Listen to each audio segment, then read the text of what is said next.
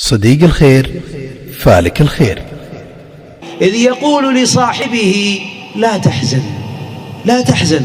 والله يا أحبابي نصفنا مليان حزن، والله يا بعضنا يا أخوان لما نفتح القلب ننقز بعض القلوب بالمفاتيح تلقى نصفها هم وفوقها غم، طبقات ما صار قلب هذا، وفوقها الثالث أمل مشوب بخوف.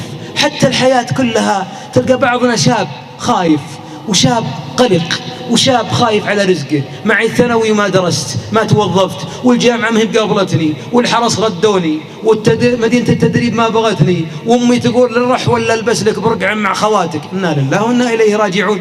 وكل ما طقيتها عدلها انقلبت عوجة، وعلي مخالفات ساهل وعلي مخالفات تجديد. يا شيخ طفش في طفش، طفشك هذا لأنك ما تعرف الله.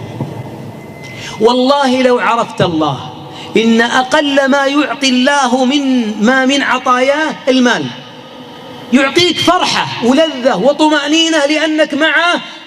إذا كنت معه في بدر الجيش غير متكافئ ويرفع يديه ويقول له الصديق حسبك مناشدتك ربك. يا رسول الله هون على نفسك، الله سميع قريب. يا رسول الله، يعني كأنه يناشده ألا يلح في الدعاء.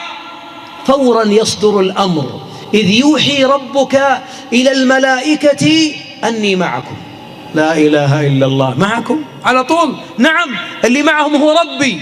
ثم أنزل العظيم الجند المطر هنا توطئ المكان، هنا تغرق المكان. يرمي عليهم صلى الله عليه وسلم بحصباء من يده فتعمي عيونهم. تتنزل الملائكة إذ تستغيثون ربكم فاستجاب لكم أني ممدكم ب1000 من الملائكة مردفين. هذه النصرة نزلت لماذا؟ لأن الله قال إني معكم. هذه المعية تجيك وانت صاير عليك حادث، تجيك وانت داخل السجن في دين، تجيك وانت في المستشفى، تجيك وانت في غرفة العمليات والقصاب الطبيب بيفتح بطنك وبيستأصل ما ادري وش بيستأصل. تأتيك هذه المعية وهذه النصرة، بس بشرط تسلح وضعك مع ربي الحين.